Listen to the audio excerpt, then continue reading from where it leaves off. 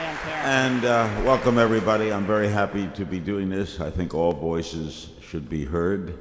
A few notes about the format for tonight's debate. It's a really easy job for me because it's a rather simple format. Each candidate will have an opportunity to make a 2-minute opening statement. The order of these statements have been randomly determined. 6 questions will be asked in all in the 90 minutes. The questions have been selected from submissions made via social media. After a question is asked, each candidate will have 2 minutes to answer it.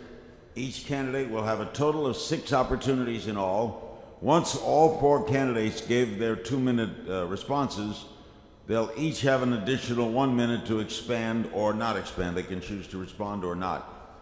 Candidates can use their additional minutes or save their time to use it later.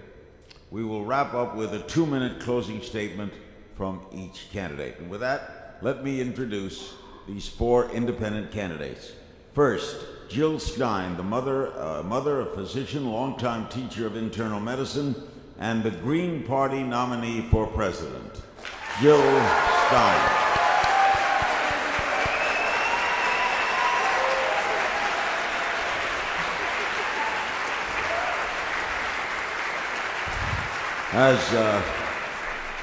As you can already tell, we are permitting audience participation. We're in downtown Chicago, by the way, at the Hilton Hotel. Next is Rocky Anderson, the former mayor of Salt Lake City and the Justice Party nominee for president.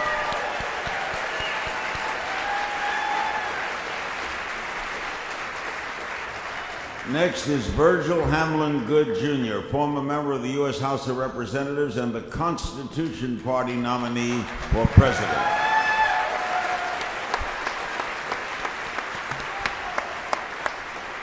And the final independent candidate is former Governor Gary Johnson, businessman, former governor of New Mexico.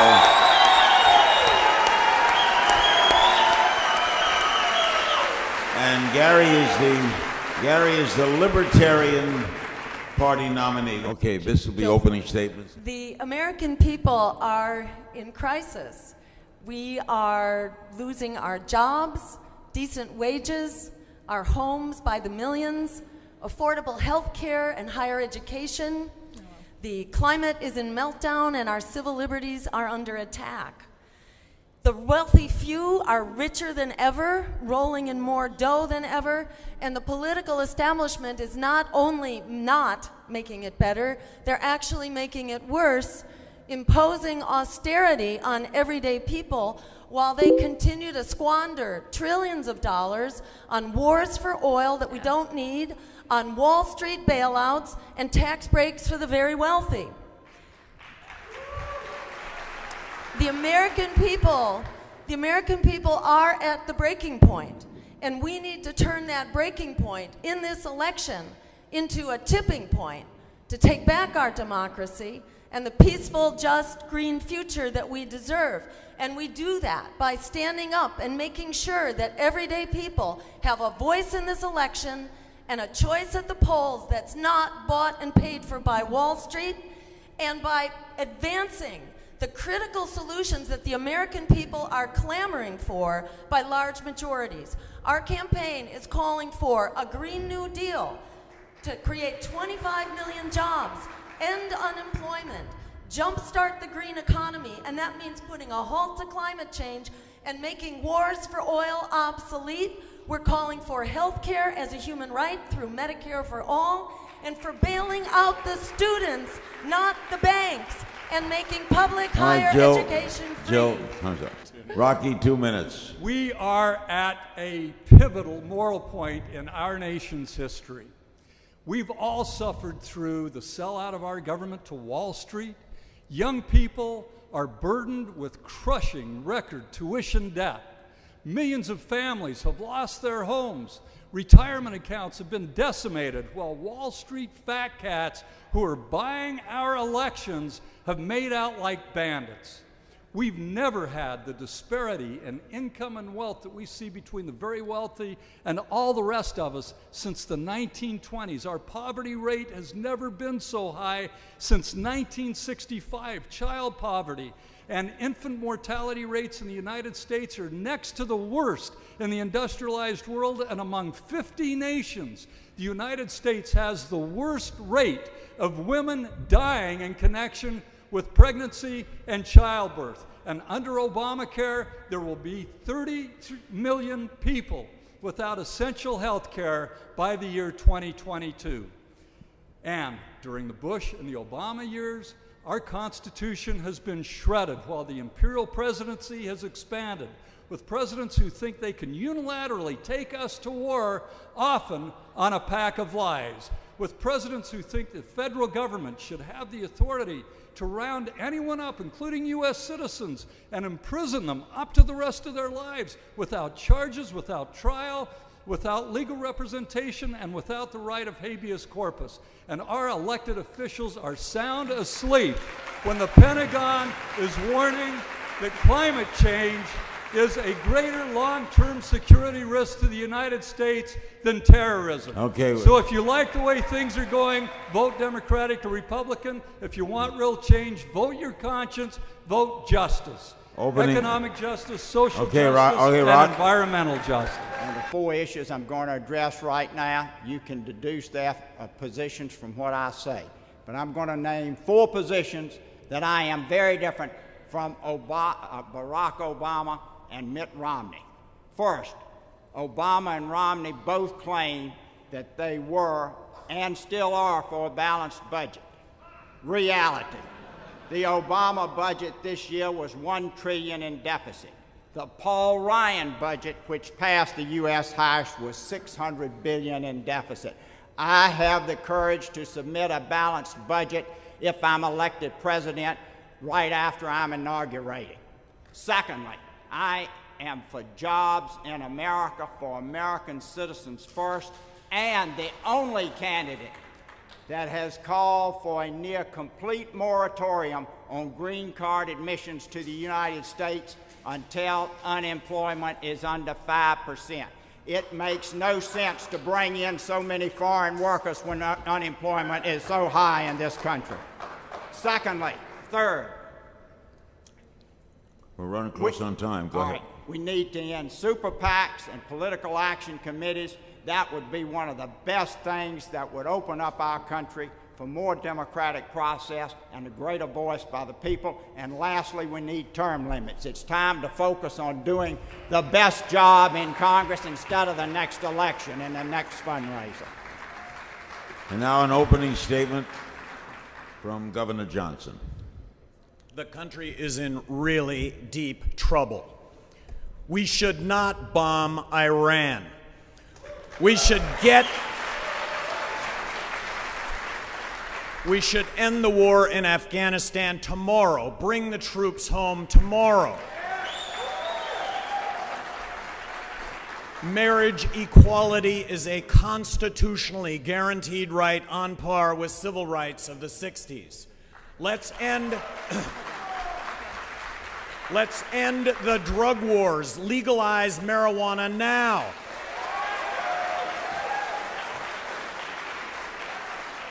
Let's repeal the Patriot Act. I would have never signed the National Defense Authorization Act, allowing for you and I, as U.S. citizens, to be arrested and detained without being charged. That's the reason we fought wars in this country.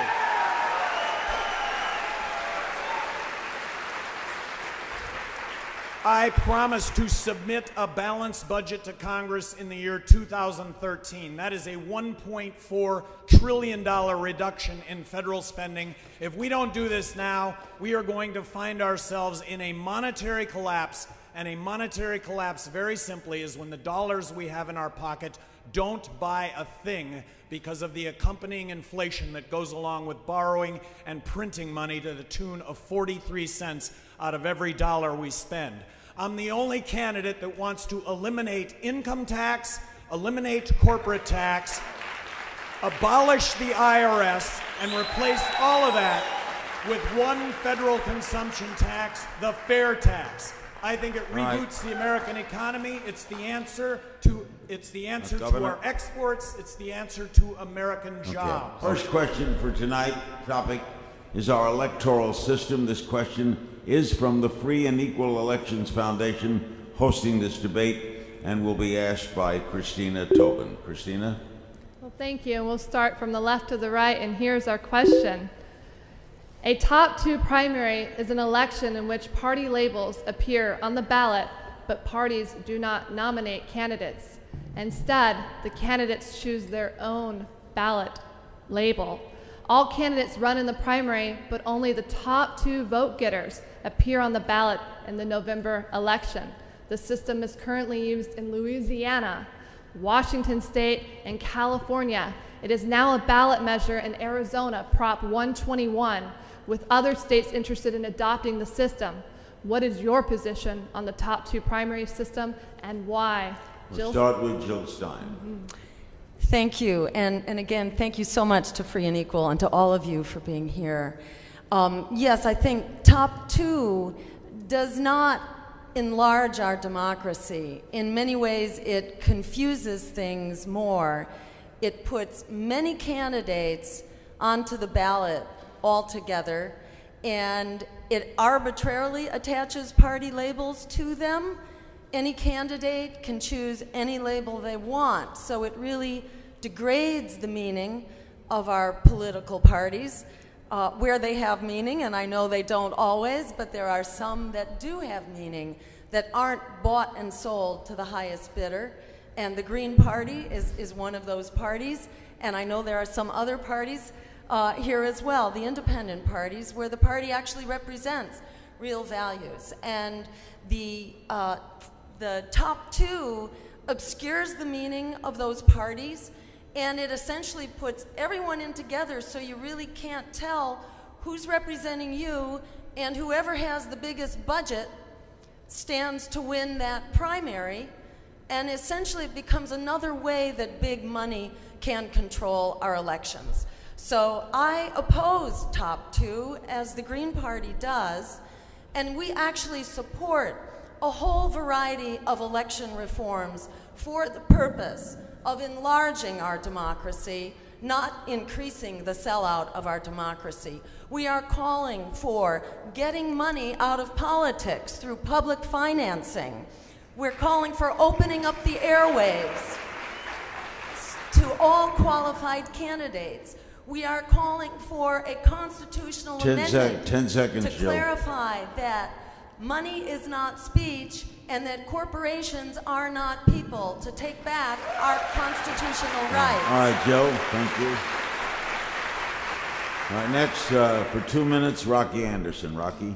The top two system is simply a continuation of the degradation of our democracy by this duopoly of the Republican and Democratic parties. Our electoral system has been so constricted, our democracy so degraded by these two parties from the very beginning in terms of ballot access, even getting on the ballot so you can give people choices. This top two option would simply tell the duopoly, you just go ahead and keep raising all your money, you put your own candidates out there, you could even have just two people from the same political party, and that means no choice for the voters. Last night and all these presidential and vice presidential debates, look how constricted the debate has been when you've had two parties there, the Republicans and the Democrats. They're arguing about who's going to spend more on the military budget. Barack Obama last night bragging that he's increased the military budget every year that he's been in office. They're both trying to outdo each other in terms of who's going to drill more, both offshore and on public lands, and neither of them even dares to talk about getting rid of this disastrous failed war on drugs. Neither of them talk about catastrophic climate change, and neither of them talk about poverty, when we've got the worst poverty rate in this country since 1965. So we need to open up the choices In South Africa, the world rejoiced at the growth of their democracy following apartheid. I've got the ballot, the first ballot in their presidential election that had 18 people's names on it. Rocky. That's real democracy, and that's giving the voters real choice. Rocky, just one quick question. When you were mayor, what party were you in?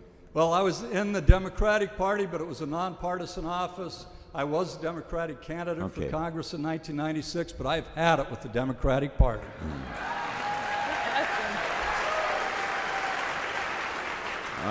Virgil, Goode, what party were you in? I was an independent, Democrat, Republican, and now I'm in the Constitution Party. Always conservative. Okay. Your response for 2 minutes to the initial question. Thank you, Larry. First, I want to say thanks to you for being here, for lending your name and your prestige to this event, and to thank Free and Equal for their hard work in bringing a much broader vision to the American people so they will know they've got more choices than just Obama and Romney. I do not favor the top two system. I agree with Jill when she said money is not speech, and that the top two system enhances those that have the most money. However, I am not for public financing. I was not in favor of $100 million for the Democratic National Convention of taxpayer money, $100 million to the Republican National Convention of taxpayer money.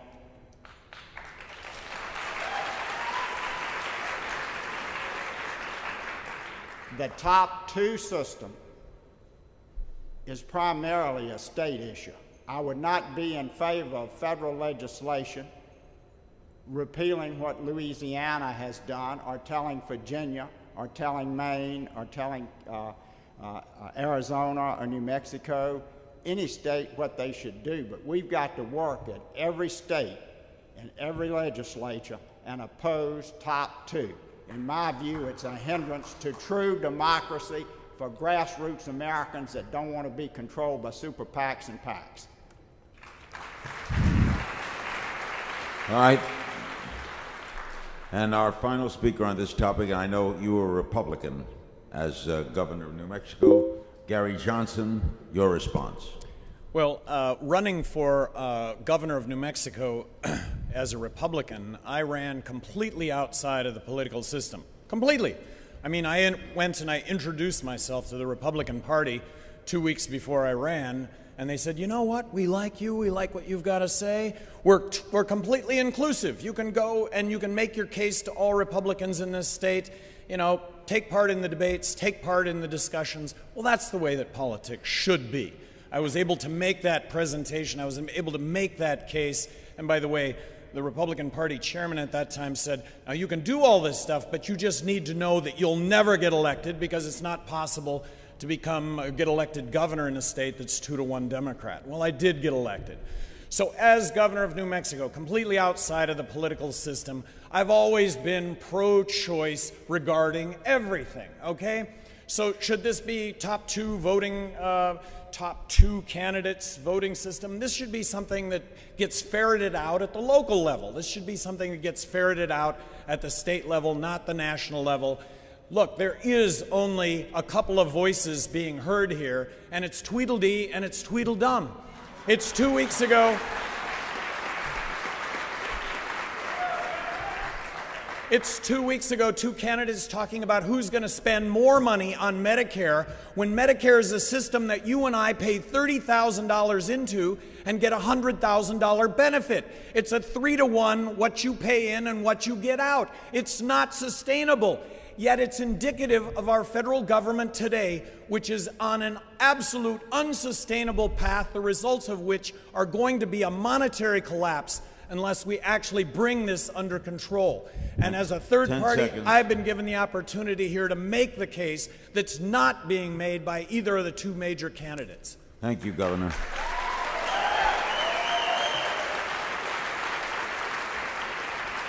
By the way, just a quick personal, a lot of people ask me why I would consent to do this. One, I like moderating. And 2, I like asking questions, even though I didn't ask these questions, they were submitted. And 3, I think these people deserve a lot of credit for coming forward. It's easy to sit back and watch these people stand up. They may not be counted on November 6th, but they're counting today, and they deserve to be heard. We have each is now entitled to a 1-minute response if they care to use it. Jill? Yeah, thank you. I just want to mention, talking about how all of us need to stand up and demand real democracy and demand free and open, inclusive debates. I just want to mention that my running mate and I went to the doorstep of the Commission on Presidential Debates at Hofstra University last week, and that we were arrested, we were tightly bound with plastic restraints and tied to chairs for 8 hours for daring to stand up and demand open debates. But this is what all of us need to do. I encourage you to go to my website, jillstein.org, and sign the petition there for opening the debates and for challenging the Commission on Presidential Debates. We should not let them Jill. do this again. Rocky, you have 1 minute. A top 2 system is a sign that these two parties, this political duopoly in this country, is trying to further put their stranglehold on our democracy. We have to stand up together. And in federal elections, it is a federal matter. We shouldn't leave it to the states. The corrupting influence of money in this country is at the root of every major public policy disaster. It's why we don't have health care for all, as in the rest of the industrialized world. It's why we aren't providing international leadership on the climate crisis, because of all the corrupting money coming from the fossil fuel industry. And it's why we have this enormously wasteful military budget with this military-industrial complex putting pressure on Congress and the White House. 5 seconds. So we need public financing of elections for our democracy. We need Virgil. free and equal access to Rock. the public airwaves. Thank you. Virgil, 1 minute. Thank you. The top 2 system, as others have indicated, favors the super PACs and the political action committees. They're political action committees not just of businesses, but of unions. I'm for no political action committee, individual contributions only, and no super PACs. And I believe Congress can craft legislation with presidential leadership to stop political action committees. Big money that funnels through the PACs is the greatest hindrance, in my opinion, to free and open elections and freedom and democracy in this country. We threw off the king in the time of the revolution because of heavy-handedness. We need to throw the PACs out now and vote for third parties that will stand up for America. All right. I'm reminded that this is a rebuttal 1 minute. You can use it or not use it, Governor. Well, I think that when it comes to political campaign contributions, that candidates should be required to wear NASCAR-like jackets with patches on the jackets commensurate. So what's really needed is 100% transparency. I will tell you that regardless of whether or not Romney gets elected or Obama gets elected, 3 things are going to happen. We're going to find ourselves with a continued heightened police state in this country. We're going to find ourselves continuing to militarily intervene in the world, which has resulted in hundreds of millions of enemies to this country that wouldn't otherwise exist. There's a reason why we shouldn't be using drones. It's because we don't just take out the target, we take out a lot of innocent civilians in these countries where these drones attack. All right. And then lastly, we are going to find ourselves in a continued state of unsustainable spending and borrowing to the point that we are going to experience a monetary collapse unless we fix this. Thank you, Governor. Tonight's second question, all questions submitted by social media, was submitted by Jeff Tangway of Colorado via Facebook. The question is, in what ways does the war on drugs impact Americans, And how could these effects be reduced? Is there a more efficient way to deal with the issue of drug use in America? The war on drugs has been catastrophic for our country, a waste of national treasure and unbelievable human tragedy. I remember when Bert Stringfellow came to me and told me about his son Corey, who had been sentenced on his first drug offense to 15.5 years in a federal penitentiary. Well, when I became mayor, I worked really hard with the Clinton White House, and on the day that President Clinton left the White House, he signed a presidential pardon, saving Corey Stringfellow a decade in a federal penitentiary. Weldon Angeles is sitting in a federal penitentiary today with a 55-year sentence for selling marijuana on 3 occasions because the informant said there was a gun around somewhere, not that he'd used it, that there was a gun present. So with gun enhancements, mandatory gun enhancements, and the judge who had to enter the sentence said it was an outrage, it was unjust, but 55 years. This is the kind of human toll in this country. We don't just need to legalize marijuana, we need to end drug prohibition just like we ended alcohol prohibition, and treat drug use and abuse as a public health and education issue and get it entirely out of the criminal justice system. We have the largest incarceration rate in the world by far. We have 5% of the world's population and 25% of the world's prison population. We have more people in prison and jails in this country on drug offenses than Western Europe has in their prisons and jails on all offenses. 10 seconds. This has to end. We, the American people, need to come together, right, left, it doesn't matter about partisanship. We need to demand immediately an end to this insane war on drugs.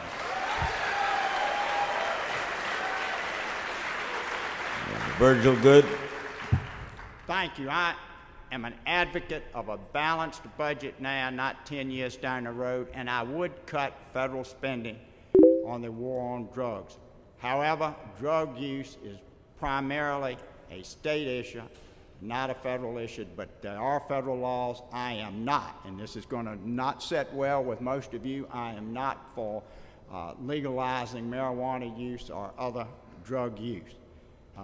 If we cut back on the war on drugs, that would be a minor part of the federal budget. About $12 billion is being spent this year out of a $3.8 trillion budget on the war on drugs.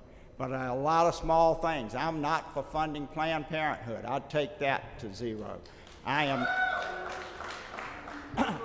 not for funding public broadcasting. We're on drugs. We're on drugs. I know, but I'm just pointing out that how small the federal war on drug money is in terms of the entire budget, but I am for reducing it because we've got to reduce nearly everything that's generally funded in order to get to a balanced budget. All right. Governor Johnson, the war on drugs. 90% of the drug problem is prohibition-related, not use-related, and that is not to discount the problems with use and abuse, but that should be the focus. So let's legalize marijuana now. And right now in this country, we are at a tipping point on this issue. 50% of Americans now support legalizing marijuana. Why is this the case? It's because we're talking about it. It's because debates and discussions are raging at dinner tables that haven't been raging at dinner tables in the past. So let's regulate it. Let's tax it. It's on the ballot in Colorado in November. Coloradans have the opportunity here really to change drug policy worldwide. Coloradans get it. Citizens of Denver 6 years ago voted to decriminalize marijuana on a campaign based on marijuana being safer than alcohol. I am not a hypocrite on this issue. I have drank alcohol, I've smoked marijuana. I don't drink alcohol, I don't smoke marijuana, but I can tell you categorically, in no category is marijuana more dangerous than alcohol. And yet,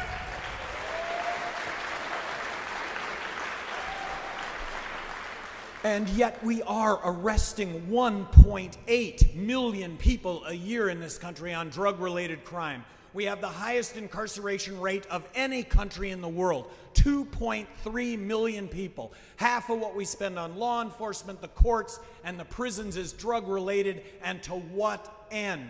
Look, this is not about advocating drug use. 50% of kids graduating from high school have smoked marijuana. That's an issue that belongs with families, not in the criminal justice system.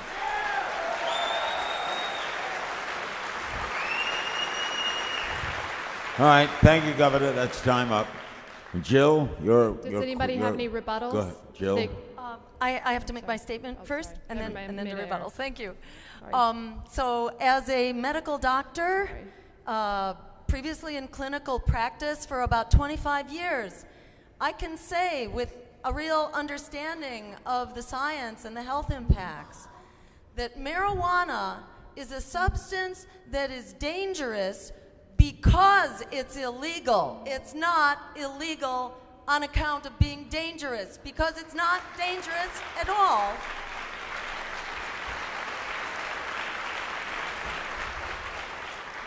It is well understood that the health impacts of marijuana are mainly the public health and safety impacts from the illegal drug trade associated with marijuana prohibition.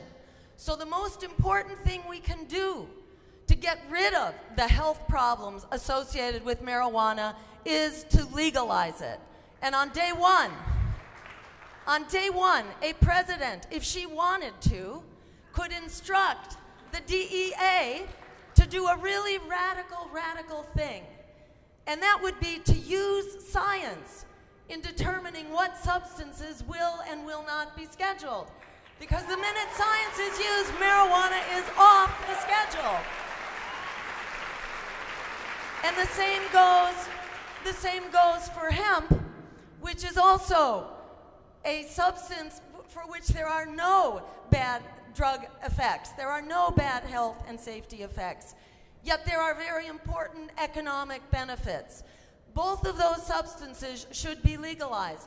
Marijuana should be regulated, but in a way that does not create another tobacco monopoly, but permits small businesses to actually flourish. Now, if anyone wants to rebut, raise your hand. You want to rebut, Rocky? Yes. And I'm not sure it's a real rebuttal because I'm in total agreement, especially, well, on all issues that Jill raised. But hemp, really, why is that illegal?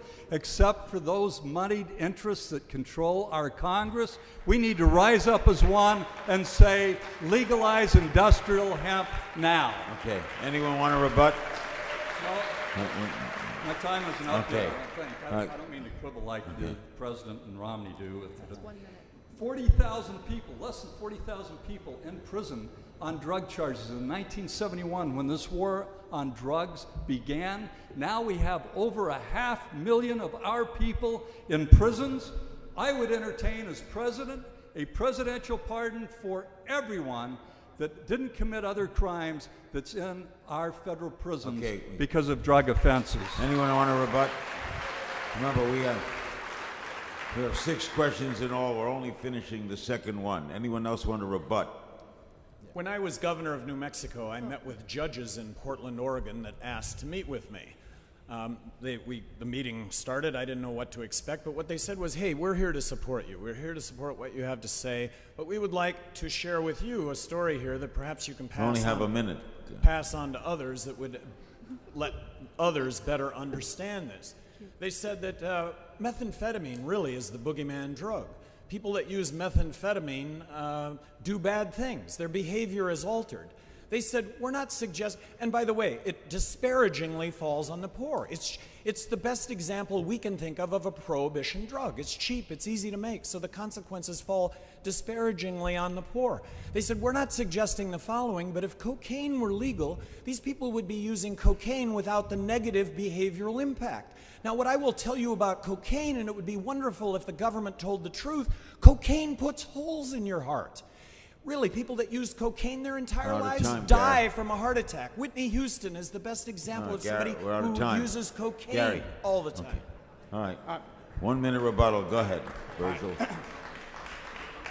Let's be clear about my position on this. Unlike Gary, unlike Rocky, and unlike Jill, I'm not for legalizing drugs. If you want that, vote for one of them. Don't vote for me. Okay, now, well said. We remind you that tonight's debate questions were submitted via social media, and I'm presenting them exactly as they were received. The next topic, and we'll start with this one with Virgil, concerns foreign policy. It comes from Greg Salazar of Los Angeles via Reddit. Do you think that an annual military budget of nearly $1 trillion is absolutely necessary to keep us safe? And in a broader sense, what do you think should be the role worldwide of the United States military? 2 minutes, Virgil Goode. As I said, if I'm elected president, I'll balance the budget, and part of the cuts have to be in the Department of Defense. We cannot do, as Mitt Romney and Paul Ryan suggest, increase military funding by $2 trillion over the next decade.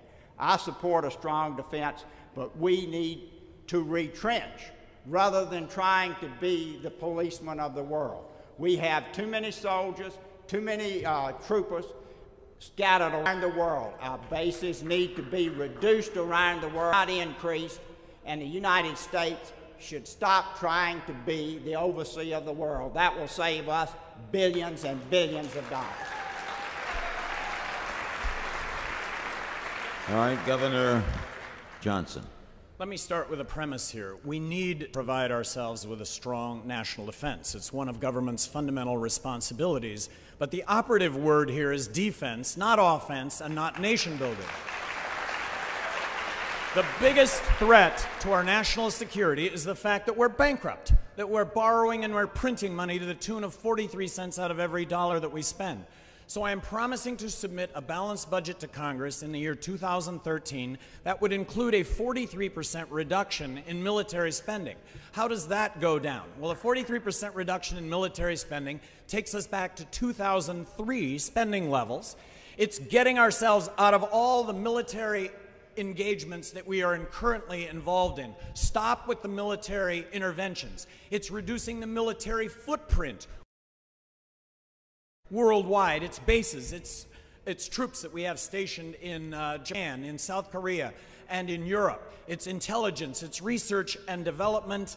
All of these components go into a 43% reduction when it comes to the military. We have to stop our military interventions. We have to stop with the drone strikes. We have to stop with a policy that has us with hundreds of millions of enemies to this country that but for these policies would otherwise not exist. It's a recognition that when we talk about foreign aid to other countries, it's propping up foreign dictators that are on our side as opposed to the other side. We pick winners and losers.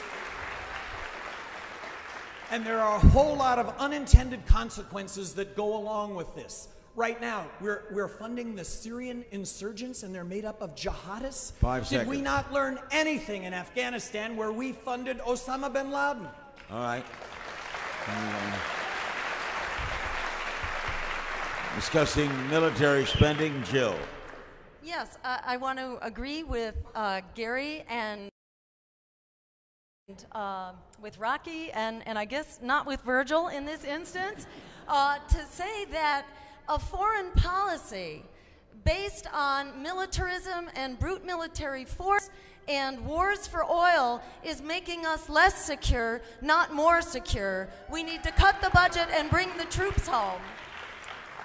And we need to end the drone wars, not bring the drones home because they're already coming home.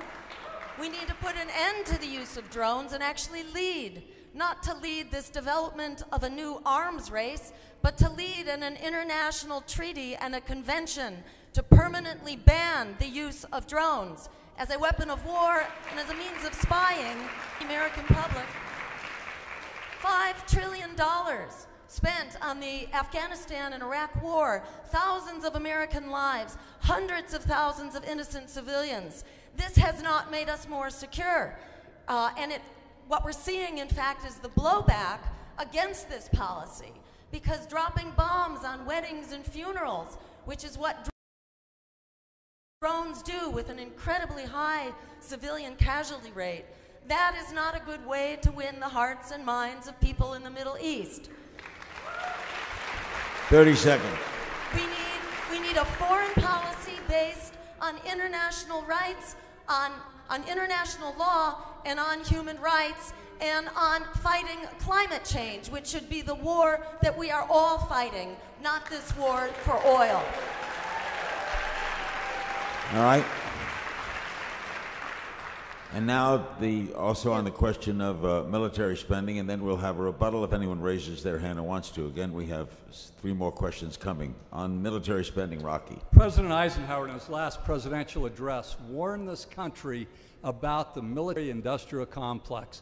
When he first wrote that speech, he termed it the military-industrial congressional complex for very good reason, because these folks vote for massive funding for completely wasteful projects like F-22 that the Department of Defense said we're never going to use it, it's outmoded. Why would we spend billions of dollars on it? And because the contractor had other contractors or subcontractors in 44 different states, and they do that very strategically, these people, the Republicans and Democrats alike, voted for additional funding. That is treason against our country when our treasure is being wasted, when we need that treasure to go toward education, jobs, and the biggest challenge facing our planet, and that is combating climate change. We need to focus on where the real public interest is rather than where those who are benefiting from this corrupt system have their stake. Now, there are 2 fundamentals when it comes to our engagement, military engagement, and I think our leaders have completely either forgotten it or ignoring it. First, no wars of aggression. If you haven't been attacked or you're not imminently going to be attacked, to attack and occupy another country like we did Iraq is an illegal war of aggression under the Kellogg-Briand Pact, under the United Nations Charter, against the Nuremberg principles. At the Nuremberg Tribunal, we prosecuted and convicted people for those same crimes. And secondly, the Constitution requires that the decision whether to go to war is Congress's alone. They have the sole prerogative. It cannot be delegated to the President, as Congress has so cowardly done with the Gulf of Tonkin resolution and later the resolution for the use of force against Iraq. Anyone want to rebut? You want to rebut, Virgil? Very briefly. Rocky is correct about following the Constitution. I would not be in Syria unless Congress makes a declaration of war. We will not stay in Afghanistan if I'm elected president unless Congress makes a declaration of war.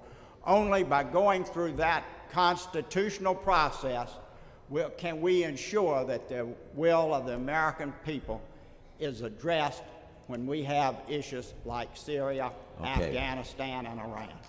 Is there any other? Now this has to be rebuttal. If you want to rebut something, Gary?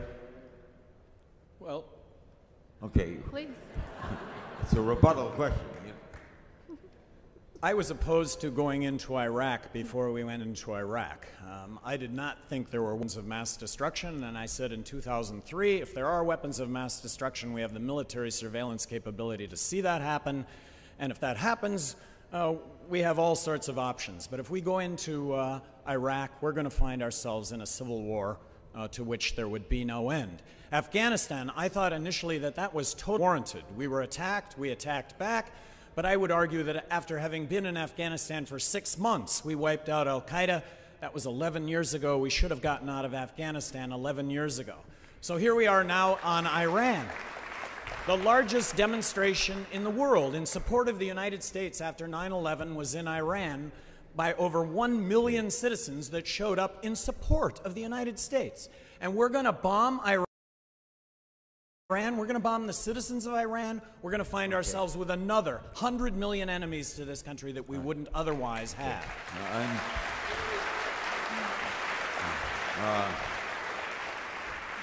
I think both candidates said they would not bomb Iran, though. But I would like the questions to be rebuttal so we can move along. This is our 4th question, The economy is the topic for this fourth debate question. The question was submitted by Nico Torino via tout. Since this was done via tout, let's go to his question on the video. Some estimates give a college education in the year 2030 a price tag of nearly $400,000. Is college really worth it at that point? And if so, how do we provide that opportunity to everyone? So the question, if you didn't hear it, was some estimates give the pricing of college education in the year 2030 at maybe $400,000. I don't know if that's correct, but his question was, is college even worth it at that point? If so, how would you provide the opportunity of college for everyone? And this question should begin with Governor Johnson. Well, first of all, as governor of New Mexico, we established lottery scholarships, which allowed really any graduating high school student from New Mexico to go to college with those costs paid. So what's the federal role, though, when it comes to education? And what's the primary reason in this country why college tuition is so high? Well, it's because of guaranteed government student loans, that because of guaranteed government student loans, no one has the excuse for not going to education. And so because of that, institutions of higher learning, colleges and universities, are immune from pricing that if kids would take a harder look at it, gee, I don't think I can afford $15,000 a semester. I think I'll just sit this one out. When that happens en masse, I guarantee you the cost of college tuition will drop dramatically. But today, that is a situation that doesn't exist.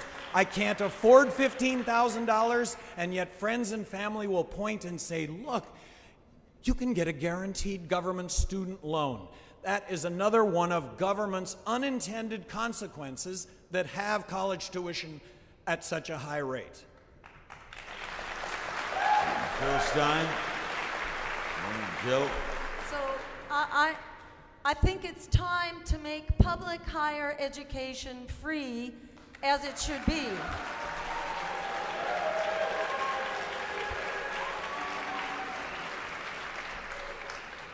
We've done this before. When our troops came home from the Second World War, we provided free higher education through the GI Bill. And we know that it pays for itself. For every dollar that we invested as taxpayers, $7 was returned in benefits to the economy, including more than enough revenue to cover the full cost of those tuition payments. This is something throughout the 20th century. Throughout the 20th century, we provided a high school education for free to our younger generation. Why? Because it was essential for economic security. And we owe it to our younger generation to give them a secure start into their economic lives. But in the 21st century, a high school degree won't cut it. You need a college degree in order to have economic security. So it's only right that we should now be providing that for free. And while we're at it, it's time to, instead of bail out Wall Street for the fourth time, which is what the Fed is doing right now with QE3, $40 billion a month to bail out Wall Street banks again. Instead, let's bail out the students and do something really useful with that bailout. Okay, time's up. On the question of college, Rocky. Well, thank you. Our forebears had the wisdom to set up a system where everyone in this country would have a free secondary education. And that may have been enough then, but for our nation to regain its global competitive edge, we must provide higher education, either a college education or technical education, but it's for the future of our country and to meet the ideal in this nation of equality of opportunity, that we should provide a free and equal educational opportunity in colleges, in technical schools, and do the right thing for the future of our country and for our young people. This is not a radical idea. It's done in many parts of the world, and it pays off huge dividends. As to those students who are saddled with this enormous tuition debt now, it's reached over $1 trillion, more than the entire credit card debt in this country. And what did Congress do for their fat cat contributors? They made student debt non-dischargeable in bankruptcy. So you can go charge a Maserati on your credit card and write that off in bankruptcy, but somebody that went out and did what they could to get a decent education can't get a new start. So we need to demand of Congress, allow the dischargeability and bankruptcy of student debt now. Thank you. Virgil Goode on college. You might not get what you want to hear from me, but you're going to get straight talk. We can't afford more federally subsidized student loans, and we can't afford more Pell Grants. I wish I could stand here and tell you, yes, we can give you more. No one's going to have to pay for it.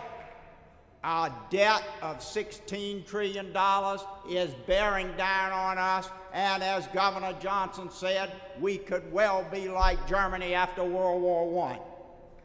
I do not support, and the person that asked the question on the internet is not going to like it, but we can't afford more Pell Grants and more federally subsidized student loans, certainly not at this time. We've got to balance the budget and decline the debt. All right, now, anybody have a rebuttal? Rebuttal, Governor. Free comes with a cost. Free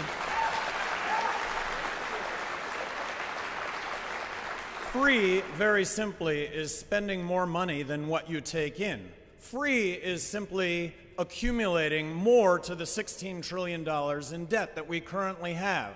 Free is gotten us to the point where we are going to experience a monetary collapse in this country due to the fact that we continue to borrow and print more money than we take in.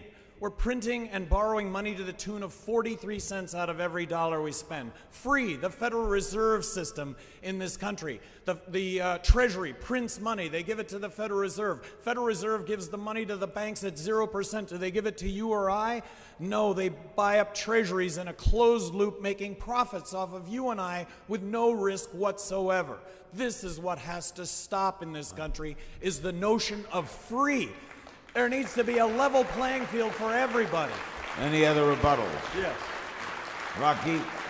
I so disagree with both Gary Johnson and Virgil Goode on this. We cannot afford not to provide a great education and equality of opportunity for all of our young people in this country. We need to insist on prosperity, not austerity, and in a recession, it's not time for these massive spending cuts as called for by Bull Simpson and by both of these people running for president with the major parties. We need to get behind our workers and our young people and provide what's going to build this nation in the future. Great jobs and a great first-class education. Jill and then Virgil. Jill, rebuttal, Jill. I'm agreeing with Rocky here that we cannot afford not to educate our students. Our younger generation is the greatest resource we have, and their participation in our economy is not just good for them, it's good for all of us. Every generation, the economy needs to be rebooted by fresh imagination and by the fresh genius of a new generation. That doesn't happen when a generation is locked into being indentured servants. That's what our students are now. We need to bail them out and create free public higher education. Virgil, rebuttal. Simply point out both Barack Obama and Mitt Romney in the last debate. Romney said, I'm for expanding student loans and Pell Grants. You've got 4 candidates you can look to if that's your big issue. All right, the 5th question for tonight's debate centers on civil rights. Like the previous questions, it was submitted via social media and is being presented exactly as sent to us. The question Comes from Melissa Farley on Twitter. This is for the candidates, and this go-round will begin back with Jill. Where do you stand on NDAA Section 1021, the ability to detain Americans indefinitely? Where do you stand on that and why? Jill. It's an outrage that 1021 NDAA was ever passed to start with. It's an incredible betrayal of our civil liberties that the president has assumed dictatorial rights to put us in prison at his pleasure without charge or without trial. This is unallowable and is a basic offense against the very foundation of American liberty, and it should be repealed.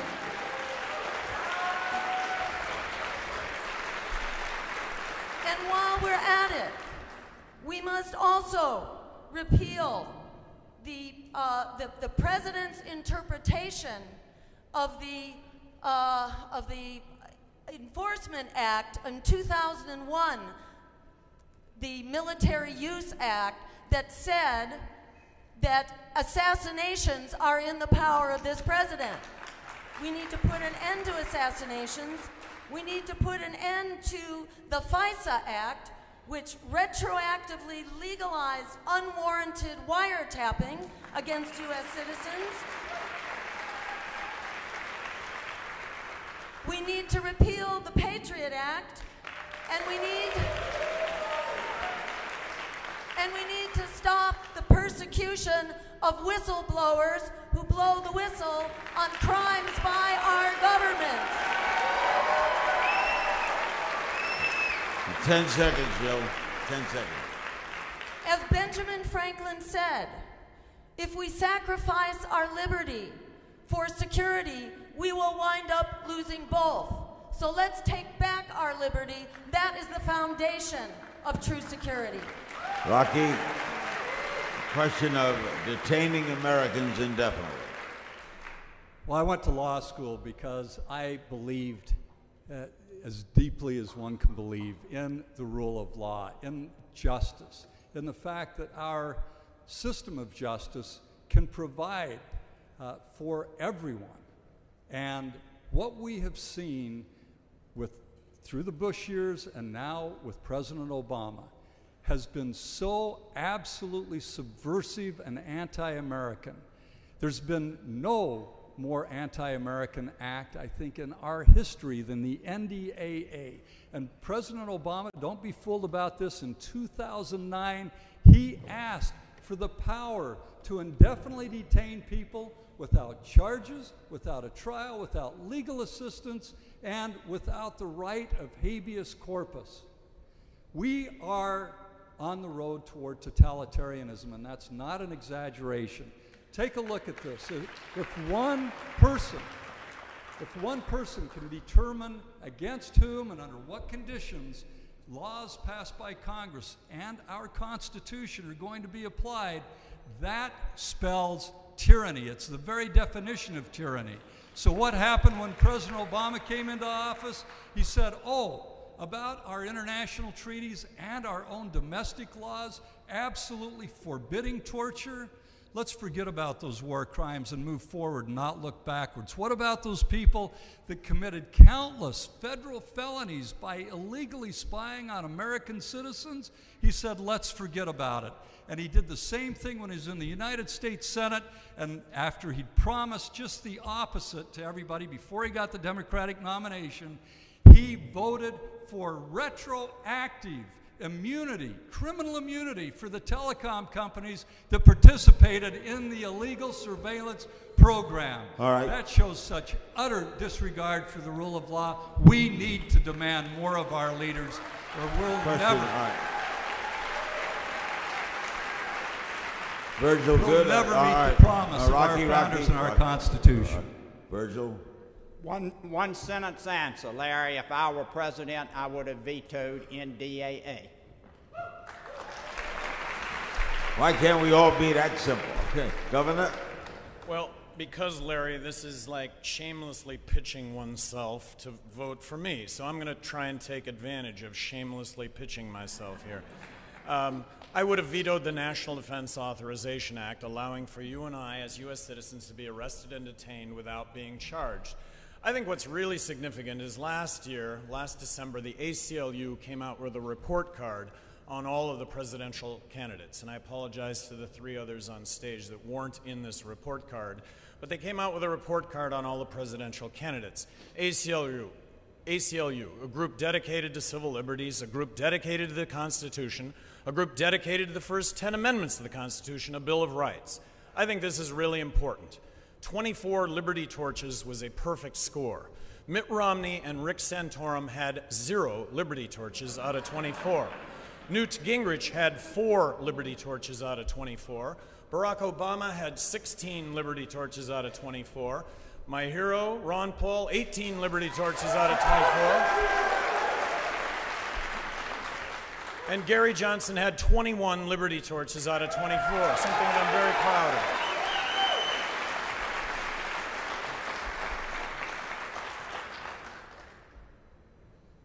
Okay, anybody rebuttal? I guess you all agree on that. All right, we go to question number 6. We will, by the way, have discussion on this, and we'll have 2-minute closing comments as well. To begin this round, we'll start with Rocky. The 6th and final debate question was selected by my editorial team from the many questions submitted to us via social media. In a post to Facebook, Russ Haight asked the presidential candidates this. You have to think about this, and we start with Rocky. If you had the opportunity to write one constitutional amendment with an absolute guarantee it would be approved by Congress, and then following that 3/4 of the state legislatures, what would you amend? I've already written it. Please take a look at our website, voterocky.org. It's the new Equal Rights Amendment promising that equal rights under the law will never be abridged on account of gender or sexual orientation. It's time that we have federal protection for members of our GLBT community and absolutely prohibit any discrimination on account of gender. That amendment, without the sexual orientation provision, failed by not getting the approval of only 3 states in this country. It's high time we revive it, add sexual orientation and gender identification, and make that statement as a nation that we'll never allow discrimination on those grounds again.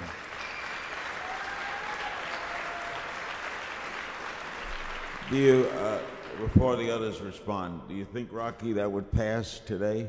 I do think it would pass if the people made it clear that we insist upon it, and there will be a heavy political price paid by anybody in Congress or in the White House who opposes it. It's really up to us. Major social movements in this country always started at the grassroots level. We are the leaders. Let's make them follow us. Virgil, how would you like to amend the Constitution? Term limits. If we don't adopt term limits, you are going to continue to have a Congress that is always worried about the next election instead of what's best for the country. And let me say this, if we could get it through Congress, and you might have to grandfather all the members of Congress there right now, which I wouldn't want to do, but you might have to. I'm for term limits between 6 years and 12 years.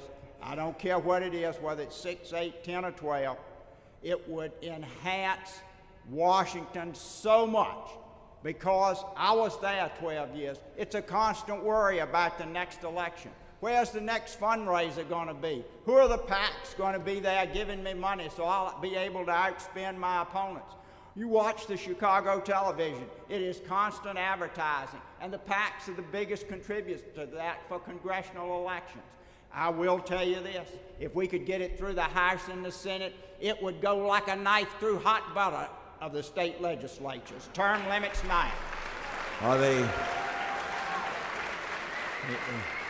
As a follow-up, Virgil, you think they'd vote themselves out of office? No, that's why I said you would probably have grandfather those now. I think you could get it through if you would grandfather now, or at least let it start by giving them, if it was a 12-year, give them 12 more years, and that would get it through. Governor, what's your constitutional amendment? Term limits. The root of all evil are politicians that beat their chests, and in the name of electing me or re-electing me, we're going to end the war on terror, we're going to take care of the illegal immigrant, we're going to take care of health care, we're going to have free education for everybody, we're going to end the drug wars. You name it, elect me, re-elect me, I'm going to save the world. And Congress gets elected. We need to balance, I hear congressional ads running all the time. We need to balance the federal budget. The next ad that runs is, here's the bacon that I've brought home to my state, amounting to billions of dollars, and if you want the bacon to continue to be brought home, vote for me. I think I'm living proof that term limits work. Look, I really enjoyed being governor of New Mexico. I really enjoyed it, but I knew that I was term limited. I had 8 years. Did I push the envelope as much as I might have pushed it if I'd had 4 years as opposed to 8 years? I don't think I did. I think I pushed the envelope just far enough to get reelected, and I got reelected in a state that was 2-to-1 Democrat, but I got reelected, and then it was, man, this is all about doing the right thing. I do not want to leave office thinking coulda, shoulda, woulda. So term limits, in my opinion, really is the silver bullet. Politicians would get elected and do the right thing as opposed to whatever it takes to get elected and reelected.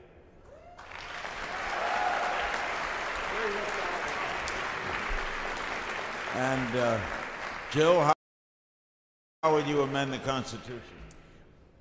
My concern is that even with term limits, unfortunately, corporations and big money can still buy what they want and are still buying our candidates because they get them into office anyhow, whether it's for 4 years or 8 years. So I want to pass the amendment that will clarify that money is not speech and corporations are not people.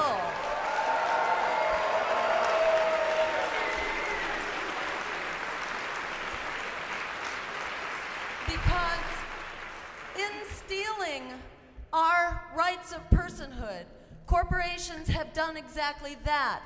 They have gotten the rights of personhood and have basically taken away our rights of personhood. So corporations can fight and stop and block the laws that we need to protect our air and our water and our climate and worker safety and public health and campaign finance. These are not constitutional issues that belong to corporations. These are political questions that should be decided by communities through the political and legislative process. We should not be precluded from forming the laws that we decide we need because corporations say that our forming such laws and protecting ourselves is against the Constitution. That is a violation of what the writers of the Constitution intended. And I will support that amendment to clarify, to get our constitutional rights back from the corporations that have seized them.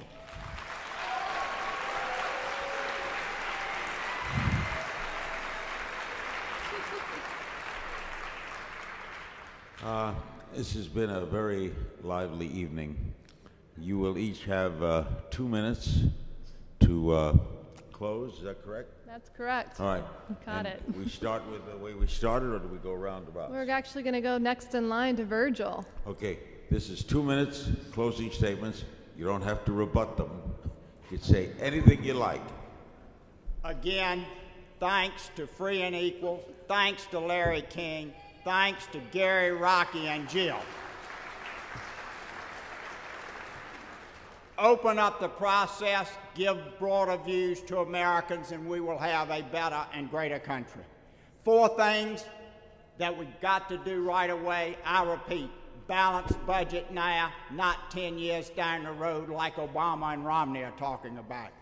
Jobs in America for American citizens first. I am the only candidate that has advocated a near complete moratorium on green card foreign worker admissions into this country until unemployment is under 5%. It makes no sense to bring in so many foreign workers when we need jobs in America for U.S. citizens first.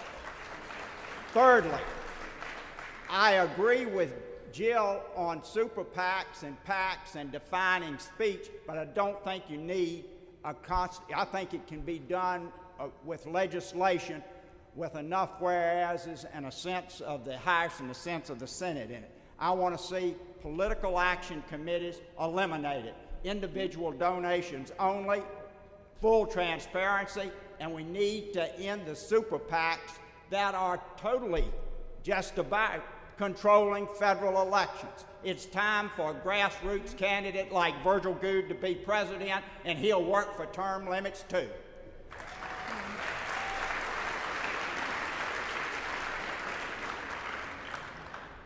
Governor? I would not be standing here before you right now if I didn't think I could do a really good job as President of the United States.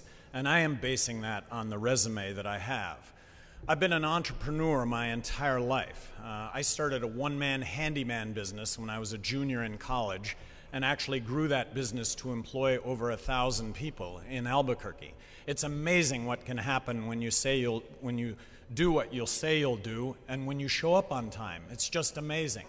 Now, I sold that business in 1999. Nobody lost their job. Business is doing better than ever. As governor of New Mexico, I ran completely outside of the political system. I got elected governor, Republican governor, in a state that was 2-to-1 Democrat, and made a name for myself vetoing legislation. I may have vetoed more legislation than the other 49 governors in the country combined. I vetoed 750 bills. I had thousands of line item vetoes. It made a difference when it came to billions of dollars worth of spending. It made a difference when it came to laws that would have told you or I what we could or couldn't do in the bedroom.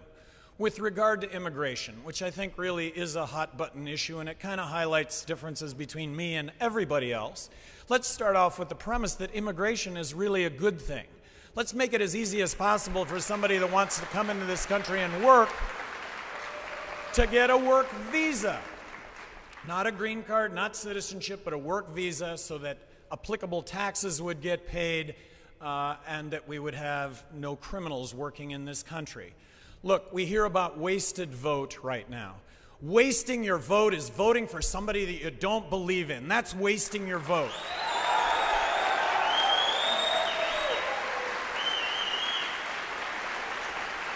I'm asking everybody here, I'm asking everybody watching this nationwide to waste your vote on me. Vote for me, Gary Johnson, and you know what happens? I'm the next president of the United States, and I guarantee you, nobody will regret that. You'll find somebody with no quit. You'll find somebody that'll wake up every single day and take on the debates and the discussions that need to be happening in this country and aren't happening today because of a lack of leadership. Thank you, Governor.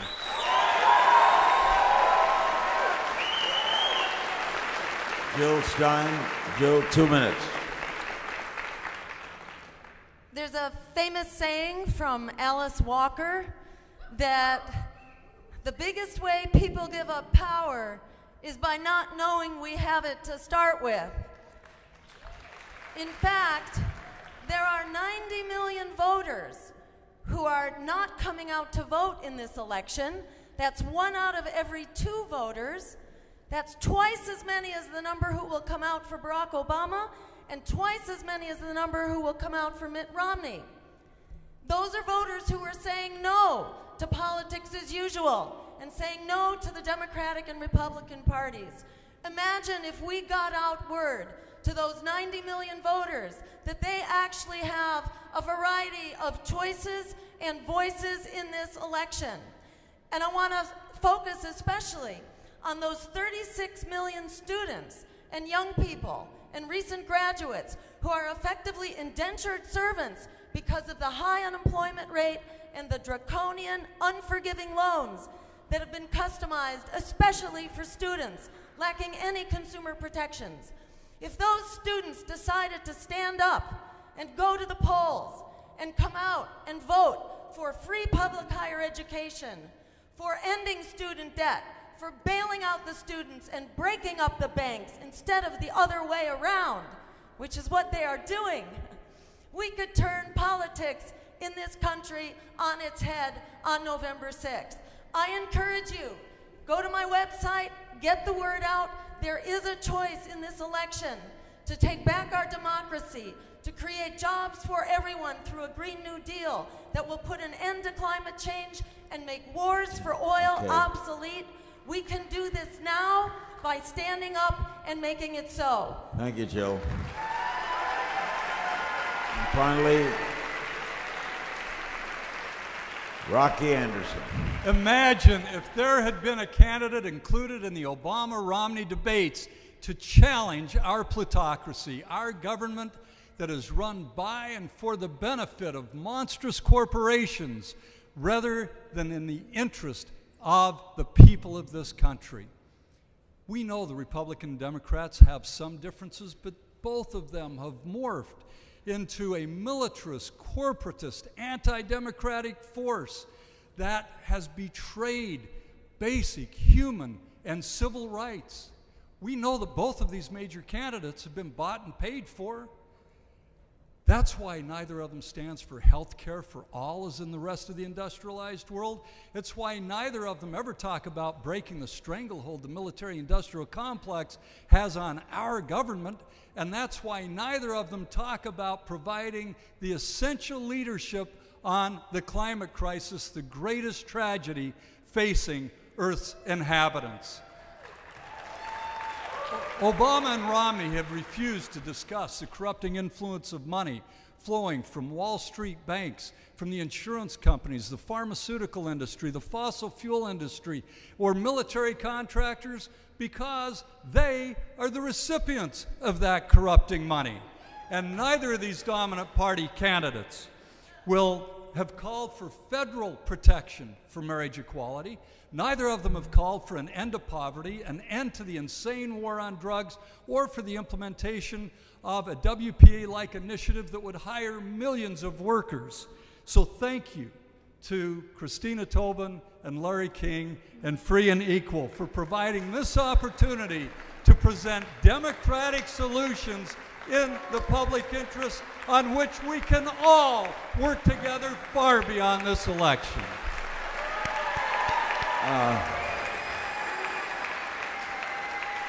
First of all, as a moderator and a host for 55 years, I've always believed in free speech and the right of people to throw their hat into the ring and for the right of people to be heard. Going back to years ago when I introduced Ross Perot to the public and got to hear his thoughts, and John Anderson before that in Illinois, and Ralph Nader and the others who have come forward to go to the battle. You're kind of Don Quixotes in a way, but the windmills have a way of stopping, and we have a way of saluting you just for getting into the fray. So I thank you for your efforts and all you've done. I also want to salute Christina and what she does. How did Thank you. Christina's gonna wind things up, but how did Free and Equal start? Well, it came from my dad. You may recall him, Jim Tobin. He ran for governor here back in 1998. And so today's his birthday. Happy birthday, Dad. And my legacy of through him and Taxpayers United of America, it lives through him. And so now we have Free and Equal Elections, a nonpartisan organization uniting the grassroots movement across the spectrum to break the stranglehold of the two-party system, to bring the power back to the people.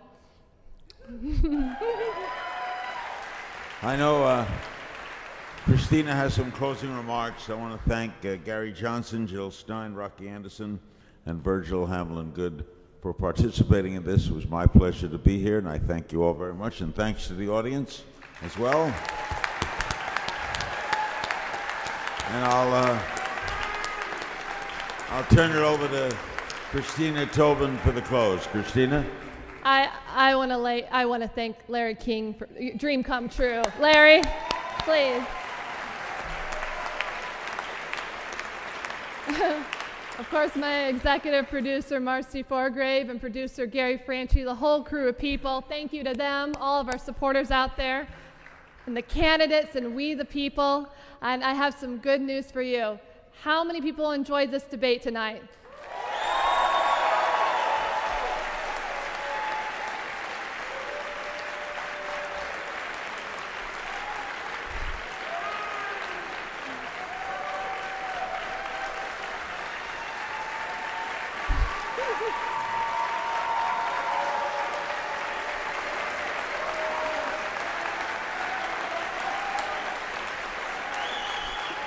How?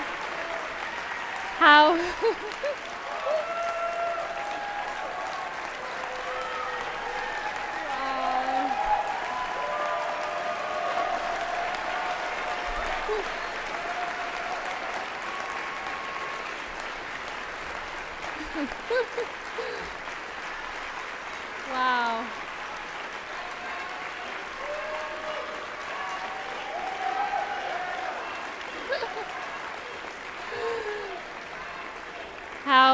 How many people want to see a second debate?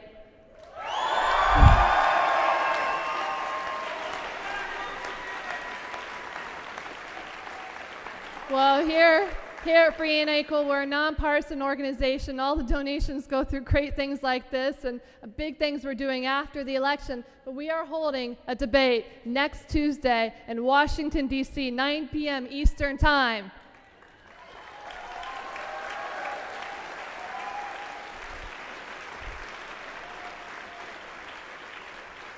And thanks to one of our sponsors, Rob Ritchie with fairvote.org, we're going to implement instant runoff voting. And you can go on our website tonight to vote for the candidates that you want, the two candidates with the highest votes at Free and Equal, freeandequal.org, through instant runoff voting. The same the Grammys use. It gets rid of the spoiler effect. You have 24 hours to vote. Go online when you go home today to vote. And on Thursday morning, we will announce the two candidates with the most votes who will be in Washington, D.C. to debate on international issues. Please vote tonight, freeandequal.org.